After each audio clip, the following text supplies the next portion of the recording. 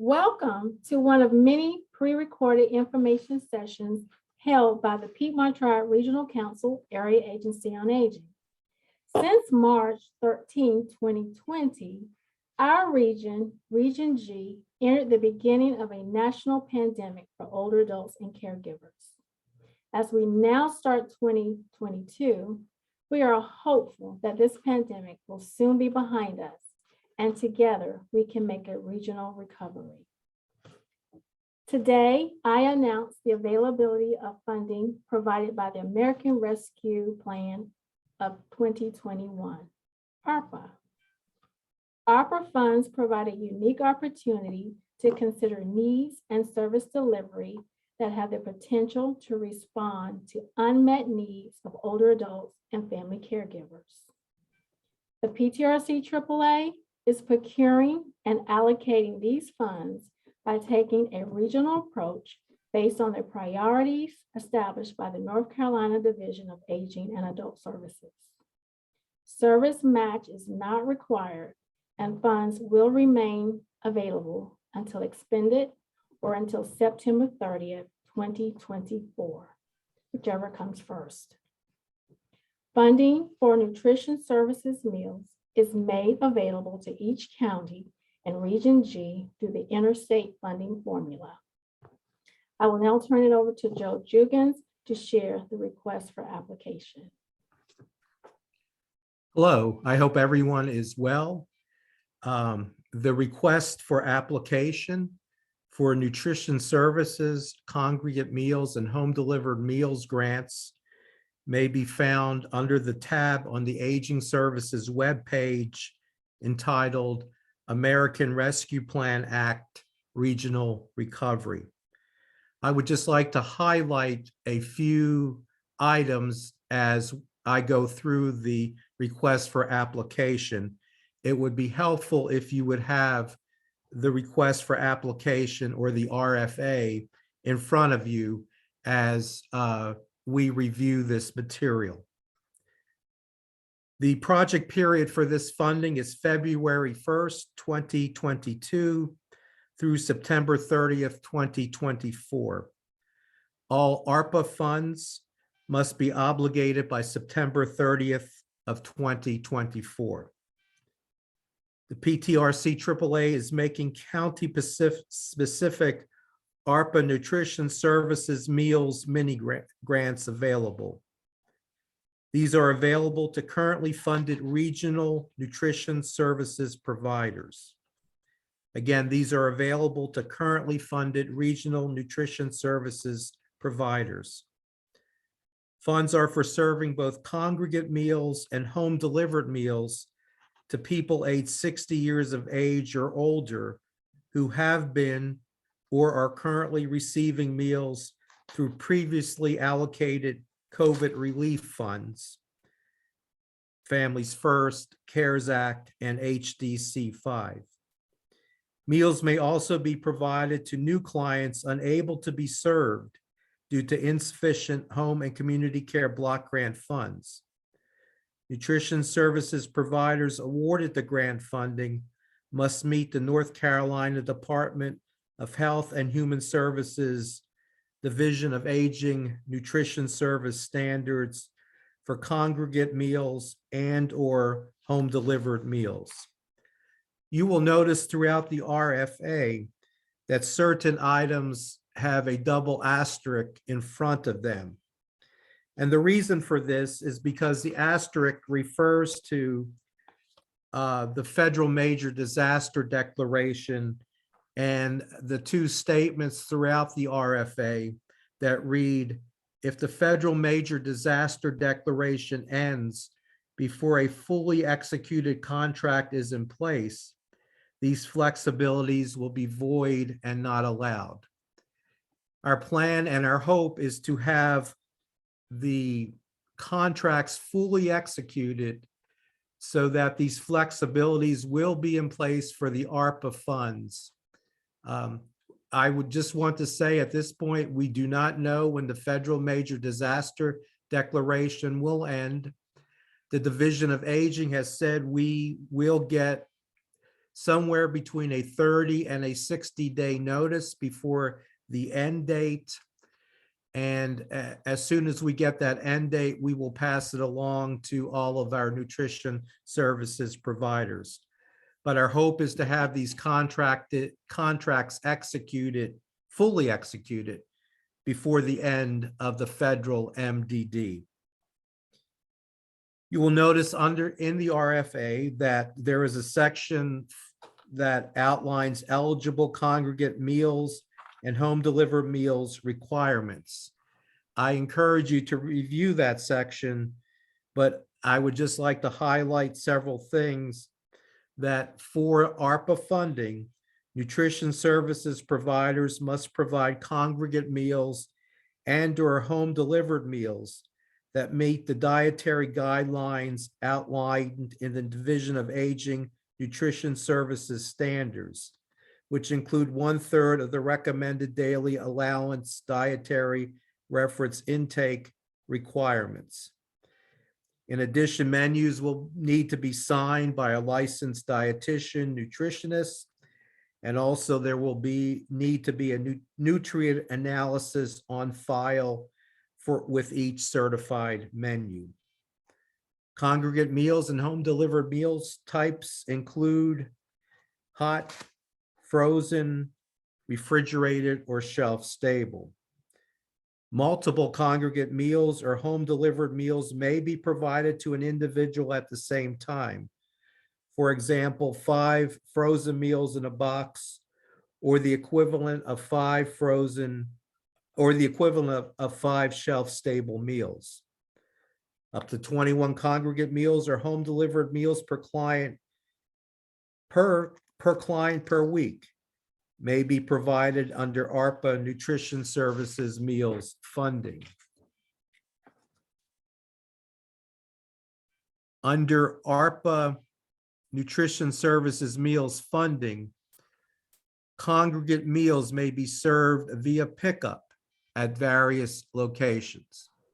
And as long as the contract is fully executed before the end of the federal MDD, this pickup of congregate meals will be allowed. Again, I encourage you to review these one constitutes eligible meal requirements.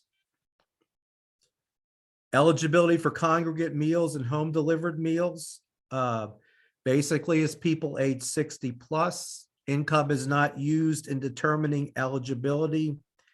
And there are the typical special eligibility categories, and they're outlined in the RFA.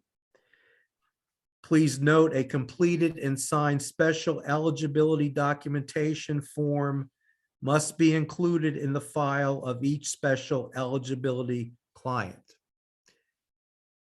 What constitutes special eligibility is a federal decision, and the special eligibility documentation form lists all of these categories that are in the RFA, and those are the only categories for which people may be classified as special eligible. Other program requirements for congregate meals and home delivered meals. Please note that as the RFA lists out, they include for both congregate meals and home delivered meals. They include but are not limited to food temperature documentation, volunteer training, and nutrition education. ARPA Nutrition Services Meals funding also includes non-unit reimbursement for personal protective equipment, food service equipment, and other unique items that allow nutrition services meals providers to continue congregate meals and home delivered meals service. Grocery bags and produce bags are also allowable for congregate meals clients and home delivered meals clients only under this grant, this particular grant funding. Please note that no more than 5% of the total of each ARPA Nutrition Services Meals Grant Award will be allowed for non-unit reimbursement items, including grocery bags and produce bags. The RFA outlines reporting and documentation requirements for congregate meals and home delivered meals. There are 7 bullet points listed. Without reading at all of each of them totally, let me just briefly outline them. A client registration, the DAS 101 form is required. A completed special eligibility documentation form for those folks that are a special eligibility client is required. Client assessments and reassessments must be conducted for congregate meals and home delivered meals clients according to the Division of Aging Nutrition Service Standards. Consumer contributions must be solicited and properly documented for both congregate meals and home delivered meals. A meal tracking form indicating the dates and numbers of congregate meals and or home delivered meals delivered for each eligible client. The distribution of grocery bags and produce bags must be tracked on a specially designed form, and all ARPA Nutrition Services Meals funding must be accounted for in the service provider's accounting records. Cost computation requirements. Accurately completed cost computation forms will be required of all ARPA Nutrition Services Meals grant awardees. Cost computation forms calculate the unit cost per congregate meal and home delivered meal provided. And these forms will be on the ARPA website under each of the specific grants for nutrition services. Reimbursement for congregate meals and home delivered meals. It is important to note that ARPA Nutrition Services Meals are handled through a reimbursement system. Services provided by ARPA Nutrition Services Meals will be reimbursed on a monthly basis through the state's Aging Resource Management System, otherwise affectionately known as ARMS.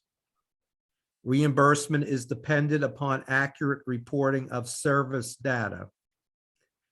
And there will be non-unit reimbursement forms for congregate meals, non-unit reimbursement forms for congregate nutrition and home delivered meals nutrition on this website. The RFA then goes on to outline monitoring, which will happen according to a timeline established by the Division of Aging and Adult Services. Important information about confidentiality and security. Also, important information about record retention and disposition. There is a link that provides a record retention and disposition schedule. These are federal funds, and this link lets you know when these documents may be properly destroyed. Again, the RFA lists the project period, February 1st, 2022 through September 30th of 2024. And also, again, reminds you that if the federal major disaster declaration ends before a fully executed contract is in place, these flexibilities will be void and not allowed. Please note that the PTRC AAA reserves the right to reject any or all applications, waive technicalities, and to be the sole judge of suitability of the services for their intended use and further specifically reserves the right to make the award in the best interest of the PTRC AAA regional program. The RFA then continues on with information about submitting an application for nutrition services meals. 3 copies of this request for application with original signatures must be submitted to the PTRC AAA 1398 Carrollton Crossing Drive, Kernersville, North Carolina 27284. Attention Gwen Shields by Tuesday, January 5th, 2022 at 4 p.m. That means the documents must have arrived either through the postal mail by 4 o'clock on January 25th, or they may be hand delivered by 4 o'clock on Tuesday, January 25th to the office. If you are going to hand deliver these documents, please contact Gwen Shields to ensure that someone is waiting at the PTRC office to receive these documents. With the COVID variant, it's day to day as to what our protocols are. So please let us know if you are hand delivering these documents.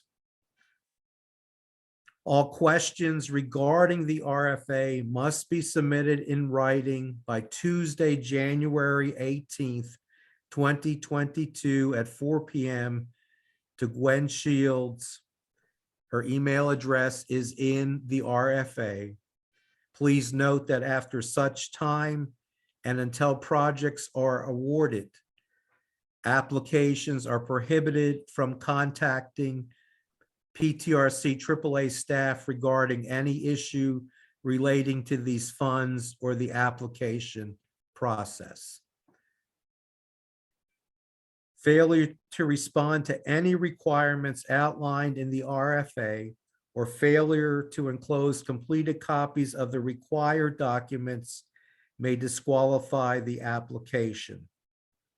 You'll notice then on the RFA, there's a block with the timetable, the announcement of funding availability, Thursday, January 6th, final day to submit questions, Tuesday, January 18th at 4 p.m., applications due Tuesday, January 25th at 4 p.m., and begin awarding of contracts no later than mid-February 2022, following PTRC board approval. As far as evaluation criteria, the PTRC AAA has developed a scoring tool to evaluate applications, and this tool will be available on the PTRC website under the specific nutrition services links. Proposals that best meet PTRC AAA expectations for service delivery will be selected. Applications will be scored based on their completeness and their description of intent to provide services. Priority description will be given to proposals that address the needs of older adults who are underserved, underrepresented, and or part of a rural population or a food desert. As Adrian pointed out, the funding for the nutrition services meals has been distributed to each county based on the intrastate funding formula. Below follows a box that lists the funding for these meals grants per county. Please note the statement under that box that all expenditures must be reasonable, necessary, and justifiable. All funds must be submitted on activities related. All funds must be spent on activities related to ARPA Nutrition Services Meals. An organization may submit applications to provide congregate meals and/or home-delivered meal services in multiple counties. Each application will be reviewed separately, and requested grant amounts cannot exceed $245,000 or the total amount available by county, whichever is lower. And again, a reminder that monitoring of these funds will take place. What comes next then is the specific request for application. I would just like to highlight a few items on that application. Please note that for the organization, a full legal name is required. A tax ID is required, and a valid DUNS number is required. Information about the DUNS number was sent out far and wide prior to the holiday break. Also, please note under required information that you need to submit one copy of your organization's most recent financial statements, audited or unaudited. For those organizations submitting unaudited financial statements, a completed state grant certification and sworn statement, and a completed schedule of receipts and expenditures are also required. These two documents are on the website under each nutrition services grant. Please also note that additional information may be requested. What follows then are the application questions. There are 5 questions. Please respond and note that word count is not limited. Under the request then for application, what follows is a budget form. I want to highlight and ask you to be certain to include all items that you will want funding for in this RFA budget. The dollar amounts do not need to be pinpoint accurate, but we do need to have all items that you would like to be included in reimbursement listed. Because upon award of the grant, an official budget will be completed using the required cost computation forms. And the cost computation forms that are submitted are checked back to this RFA budget, and the items need to correspond. In other words, you cannot put additional items on the cost computation form that is not listed in your RFA budget. Again, notice that no more than 5% of the total of each ARPA Nutrition Services Meals grant award will be allowed for non-unit reimbursement items, including grocery bags and produce bags. You see then the RFA budget form with the categories. Again, please be detailed and list all your items you're requesting for reimbursement. What follows then is another reminder about the federal major disaster declaration, that if it ends, certain flexibilities will be void and not allowed. And those have been marked with a double asterisk throughout the document. Please read the American Rescue Plan Act bid certification statement. That is an addition for the ARPA funding, and it will also be included in the ARPA contracts.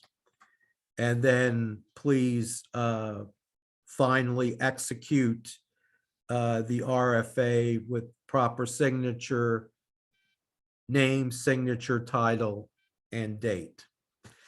Again, questions concerning this Nutrition Services Meals Grant funding or anything to do with the RFA may be submitted to Gwen Shields, and all the questions need to be submitted according to the timeline. And those questions need to be submitted by Tuesday, January 18th at 4 p.m. Thank you. Well, thank you, Joe. That certainly was a mouthful. I do encourage you to take the document once again, look through it. If you have questions, please email us your questions, contact us via email. That way we can give you back a written response. And certainly we look forward to receiving your request for applications and moving our region to a regional recovery. Thanks.